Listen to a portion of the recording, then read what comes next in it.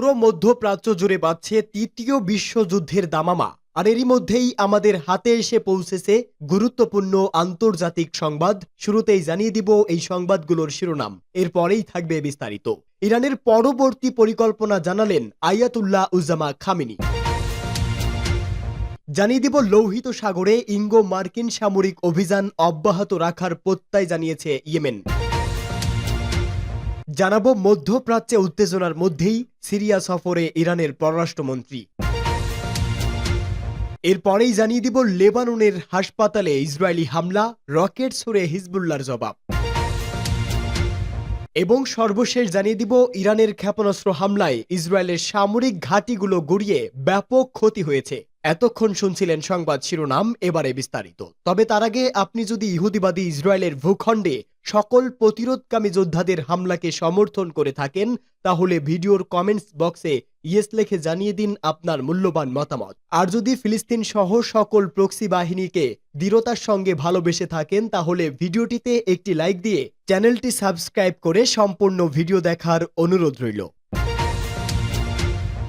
চলতি সপ্তাহে ইসরায়েলে ক্ষেপণাস্ত্র হামলা চালিয়েছে ইরান। দেশটিতে এই হামলার পর কড়া বার্তা দিয়েছে ইরানের প্রেসিডেন্ট মাসুদ পেজুশকিয়ান। এরপর ইরানের পরবর্তী পরিকল্পনা জানালেন ইরানের সর্বোচ্চ ধর্মীয় নেতা আয়াতুল্লাহ উজ্জামা খামেনি।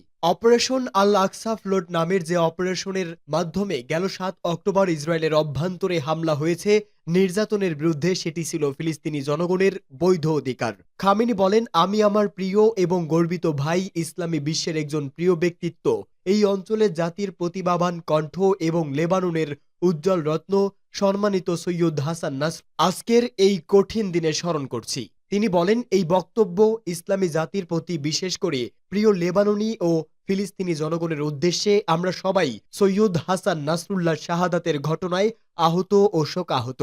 এটি আমাদের জন্য একটি বড় ক্ষতি এবং আমাদের হৃদয় সত্যিকারের শোকাহত। তবে আমাদের শোক মানে হতাশা নয়, এটি আমাদের মহাবীর হযরত হোসাইন ইবনে আলী রাহমাতুল্লাহ আলাইহি এর জন্য শোকেরই অংশ।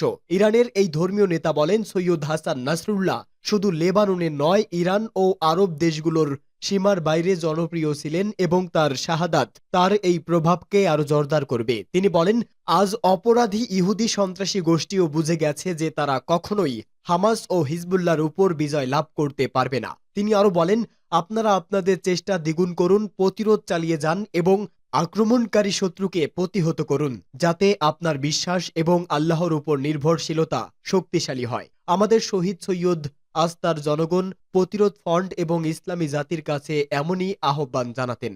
লোহিত সাগরে ইঙ্গো মার্কিন সামরিক অভিযান অব্যাহত রাখার প্রত্যয় জানিয়েছে ইয়েমেন।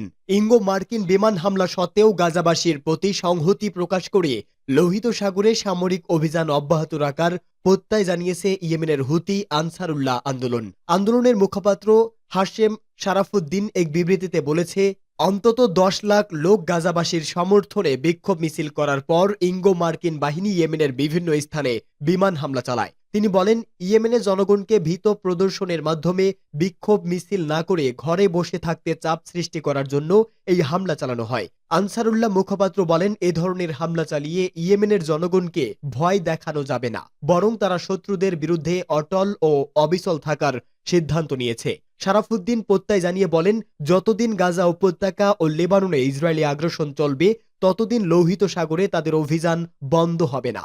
আনসারুল্লাহ মুখপাত্র এমন সময় এই বিবৃতি দিল যখন ইঙ্গো মার্কিন বাহিনী ইয়েমেনের রাজধানী সানার পাশাপাশি হুদাইদা আল বাইদা এবং ধামার প্রদেশে বোমা বর্ষণ করে। গত বছরের ৭ অক্টোবর গাজা যুদ্ধ শুরু হলে ইয়েমেন লোহিত সাগর দিয়ে ইসরায়েলগামী বাণিজ্যিক জাহাজগুলোতে হামলা চালাতে শুরু করে। তাদের হামলায় ওই রুট দিয়ে ইসরায়েলগামী জাহাজ চলাচল শূন্যের কোঠায় নেমে এসেছে।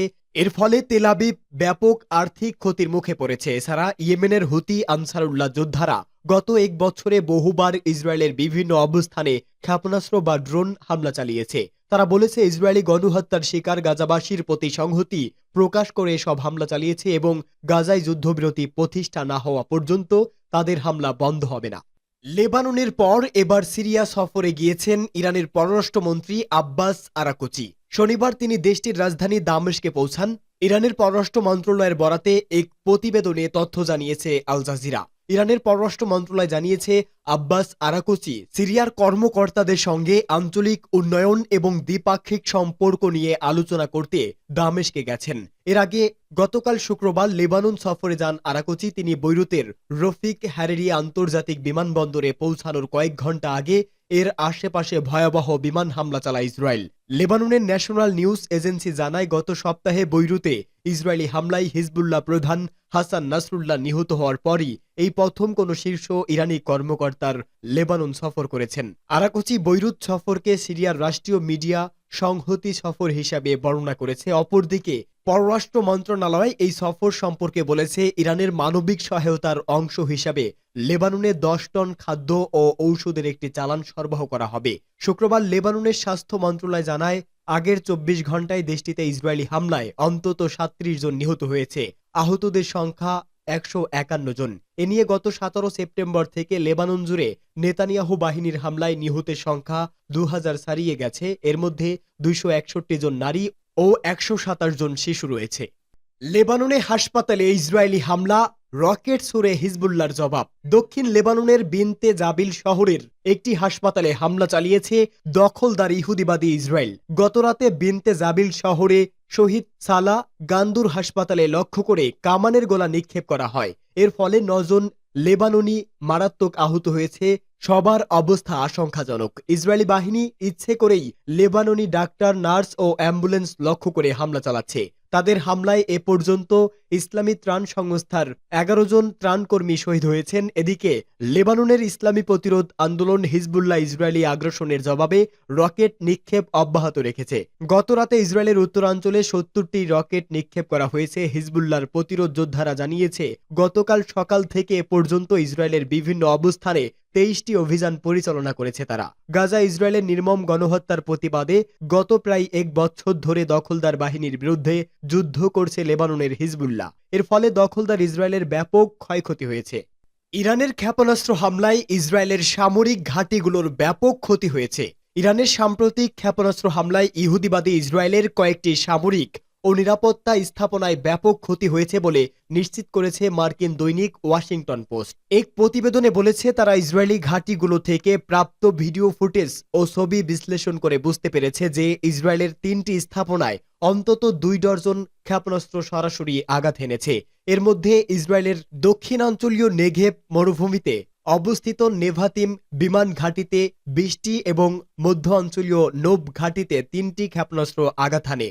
এছাড়া তেল আবিবে অবস্থিত ইসরায়েলি গোয়েন্দা সংস্থা মোসাদের সদর দপ্তরের কাছে অন্তত 2টি ক্ষেপণাস্ত্র আঘাত হানে। ছবি ও ভিডিও বিশ্লেষণ করে বিশেষজ্ঞরা দৈনিকটিকে জানিয়েছে, স্থাপনাগুলোর ক্ষয়ক্ষতি দেখে মনে হয় এসব স্থানে ক্ষেপণাস্ত্রগুলো সরাসরি আঘাত এনেছে। আকাশ প্রতিরক্ষা ব্যবস্থার মাধ্যমে বিধ্বস্ত হয়ে ধ্বংস অবশেষ পড়েনি। ওয়াশিংটন পোস্টের প্রতিবেদনে বলা হয়েছে, স্যাটেলাইট থেকে গৃহীত ছবি প্রমাণ করে যে ইরানি হামলায় প্রকৃত ক্ষয়ক্ষতি হয়েছে এর চেয়েও অনেক বেশি, যেটা তেল আবিব প্রকাশ করছে না। অবশ্য ইহুদিবাদী ইসরায়েল ও মার্কিন সরকার দাবি করছে, ইসরায়েলি ক্ষেপণাস্ত্র হামলায় তাদের সামান্যই ক্ষয়ক্ষতি হয়েছে। তেল আবিব আরও দাবি করেছে, এসব ঘাঁটির নিয়মিত কাজকর্ম যথারীতি চলছে। ফিলিস্তিন ও লেবাননে ইহুদিবাদী সেনাদের ভয়ঙ্কর সব অপরাধের শাস্তি দিতে গত মঙ্গলবার রাতে ইরান ইসরায়েলের সামরিক স্থাপনাগুলোতে বড় ধরনের ক্ষেপণাস্ত্র হামলা চালায়। ইরানের বিভিন্ন স্থান থেকে অন্তত 200 ব্যালিস্টিক ক্ষেপণাস্ত্র নিক্ষেপ করা হয় এবং এগুলোর শতকরা 95 ভাগে কাঙ্ক্ষিত লক্ষ্যবস্তুতে আঘাত হানে বলে ইসলামী বিপ্লবী গার্ড বাহিনী বা আইআরজিসি জানায়। ক্ষেপণাস্ত্রগুলো নিক্ষেপ করার 12 মিনিটের মাথায় সেগুলো 1500 কিলোমিটারের বেশি পথ পাড়ি দিয়ে ইসরায়েলের লক্ষ্যবস্তুতে আঘাত হানে। ইসরায়েল ও মার্কিন সরকার অবশ্য বেশিরভাগ ক্ষেপণাস্ত্রকে আকাশ প্রতিরক্ষা ব্যবস্থা ব্যবহার করে ভূপাতিত করার দাবি করেছে।